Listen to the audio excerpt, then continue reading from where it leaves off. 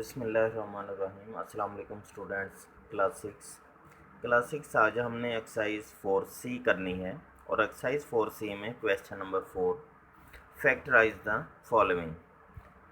Given expressions को factorise करना है। तो बेटा फैक्टराइज करने का सबसे पहला मेथड यानी सबसे पहले हमने ये करना है कि अगर हमारे पास एक्सप्रेशन की जितनी भी टर्में हैं उनमें कोई नंबर कॉमन है, यानी कोई नंबर तमाम टर्मों के कोफिशिएंट पर तमाम नंबर्स पर सेम नंबर डिवाइड हो रहा है, तो आप उसको कॉमन निकाल लें। दूसरे नंबर पे अगर कोई वेरिएबल x या y तमाम टर्मों में मौजूद है, एक्सप्रेशन की तमाम टर्मों में मौजूद है, तो उसको कॉमन निकाल लें। जैसे क्वेश्चन नंबर 4 ए पार्ट में 12x माइनस 9 हमारे पास एक एक्सप्रेशन है। अब इसमें 12 और 9 ये दो नंबर्स हैं, जबकि x वेरिएबल है। तो बेटा सबसे पहले तो ये देखना है कि क्या दोनों टर्मों में 12x और -9 क्या दोनों में वेरिएबल x मौजूद है। तो अगर हम ए पार्ट में देखें तो दोनों टर्मों में वेरिएबल x मौजूद नहीं है। इट्स मीन वेरिएबल x एक टर्म में है, दूसरी टर्म में नहीं है, तो x वेरिएबल को कॉमन नहीं निकाल सकते। दूसरे नंबर पे 12 और 9 क्या दोनों किसी सेम नंबर पे डिवाइड होते हैं। यस, ये दोनों सेम नंबर 3 पे डिवाइड होते हैं, तो हम 3 को कॉमन लेंगे यहाँ से। जब 3 को कॉमन लिया गया तो 12 3 पे डिवाइड हो गया, तो फर्स्ट टर्म में आ गया 4x, और इसी तरह 9 भी 3 पे डिवाइड हो गया, तो 9 divided by 3 answer is 3। Second term में आ गया -3। तो फैक्टराइज होने के बाद ये एक्सप्रेशन बन चुकी है 3 इंटू 4x माइनस 3। मज़ीद फैक्टराइजेशन इस एक्सप्रेशन में नहीं हो सकती। अब 4 क्वेश्चन बी पार्ट में हमारे पास एक्सप्रेशन है -25y माइनस 35। यहाँ भी दो टर्में हैं, एक -25y और दूसरी -35। फर्स्ट और सेकंड टर्म में दोनों में वेरिएबल y मौजूद नहीं है। इट्स मीन कि y को कॉमन नहीं लिया जा सकता, सिर्फ वो वेरिएबल कॉमन लिया जा सकता है जो एक्सप्रेशन की तमाम टर्मों में मौजूद हो। दूसरे नंबर पे कोई ऐसा नंबर जो 25 और 35 दोनों पे डिवाइड हो सके, यानी दोनों को डिवाइड कर सकें, 25 को भी डिवाइड कर सके और 35 को भी डिवाइड कर सके, रिमाइंडर में 0 आए। यस, वो नंबर हमारे पास 5 है। हम 5 को कॉमन लेंगे और उसके साथ हमें नज़र आ रहा है दोनों टर्मों में माइनस का साइन मौजूद है, तो हम -5 कॉमन लेंगे। जब -5 कॉमन लिया गया तो 25 पर 5 डिवाइड हुआ, आंसर 5 मिल गया, तो 25y की जगह पे 5y रह गया।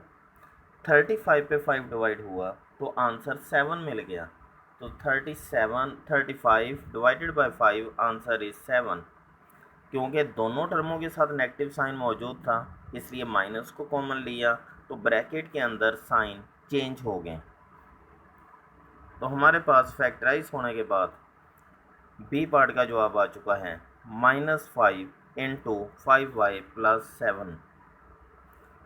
इसके बाद क्वेश्चन नंबर 4 ई पार्ट में 4m minus 6my minus 18mz। बेटा इस क्वेश्चन में ई पार्ट में 3 टर्म्स मौजूद हैं, एक 4m, दूसरा -6my, तीसरा -18zm। तो बेटा सबसे पहले कोई ऐसा वेरिएबल जो तीनों टर्मों में मौजूद हो, यस वो m है, जबकि y और z में कोई चीज़ कॉमन नहीं है। m कॉमन लिया जाएगा तीनों टर्मों में से, और कोई ऐसा नंबर जो तीनों कोफिशिएंट 4, -6 और -18 को डिवाइड कर सकें, यस वो 2 हैं, तो लिहाजा 2m कॉमन लिया गया, ब्रैकेट में रह गया 2 -3y minus 9z।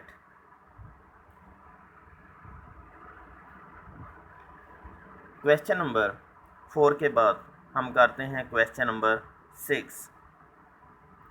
Question number 6, express as fraction in simplest form. Given fractions को प्लस करना है या माइनस करना है, जो भी उनके दरमियान साइन है उसके मुताबिक इन एक्सप्रेशन को सॉल्व करना है, फ्रैक्शंस को सॉल्व करना है और सिंपलेस्ट फॉर्म में आंसर को लिखना है। तो सबसे पहले जब भी फ्रैक्शन को प्लस या माइनस करना पड़ेगा हमें एलसीएम कैलकुलेट करना पड़ेगा। 2 और 3 का एलसीएम कैलकुलेट किया गया। एलसीएम का वही मेथड कि आप 2 के फैक्टर लिख लो, 3 के फैक्टर लिख लो। तो एलसीएम हासिल करते हुए पहले कॉमन फिर अनकॉमन फैक्टर को लिखा जाएगा और मल्टीप्लाई किया जाएगा। तो 2 और 3 का एलसीएम बेटा आ चुका है 6। इसके बाद एलसीएम पर पहला डिनोमिनेटर, एलसीएम 6 पर पहला डिनोमिनेटर 2 डिवाइड किया गया, आंसर मिला 3। 3 को न्यूमिनेटर के साथ मल्टीप्लाई करके लिखा गया। तो 3 मल्टीप्लाई 7 मल्टीप्लाई x प्लस 3। इसी तरह एलसीएम पर सेकेंड डिनोमिनेटर डिवाइड किया गया और 6 डिवाइडेड बाय 3 आंसर इज 2। 2 को न्यूमिनेटर के साथ मल्टीप्लाई करके लिखा गया 2 मल्टीप्लाई 5 मल्टीप्लाई 2x माइनस 5। अब हम न्यूमिनेटर में और डिनोमिनेटर में जो कैलकुलेशंस हैं उनको कंप्लीट करते हैं। 3 मल्टीप्लाई 7 21 आ चुका है और x प्लस 3 एज इट अभी लिखा है, plus 2 multiply 5 answer 10, 2x minus 5 bracket में एज इट लिख दिया, डिवाइडेड बाय 6 जो कि एलसीएम था। अब 21 को ब्रैकेट के अंदर मल्टीप्लाई करते हैं तो 21 फर्स्ट टर्म और फिर सेकंड टर्म के साथ मल्टीप्लाई होगा। इसी तरह 10 2 के साथ मल्टीप्लाई होगा, 10 5 के साथ मल्टीप्लाई होगा। तो बेटा जब 21 को ब्रैकेट में मल्टीप्लाई किया गया तो हमारे पास 21x प्लस 63 आ गया, प्लस 10 मल्टीप्लाई 2x हुआ, आंसर 20x आया, 10 मल्टीप्लाई 5 आया तो आंसर माइनस 50। अब बेटा x वाली टर्मों में से x वाली टर्म्स को प्लस या माइनस और कांस्टेंट में से कांस्टेंट को प्लस या माइनस साइन के मुताबिक करेंगे। जब हम 21x प्लस 20 करते हैं तो हमें इसका आंसर मिलता है 21x प्लस 20x, आंसर मिलता है 41x।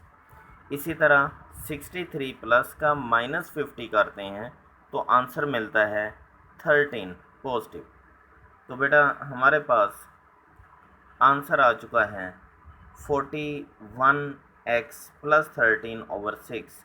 इसके बाद अगर चाहें तो आप 41x प्लस 13 के साथ 6 को अलग-अलग डिवाइड कर सकते हैं।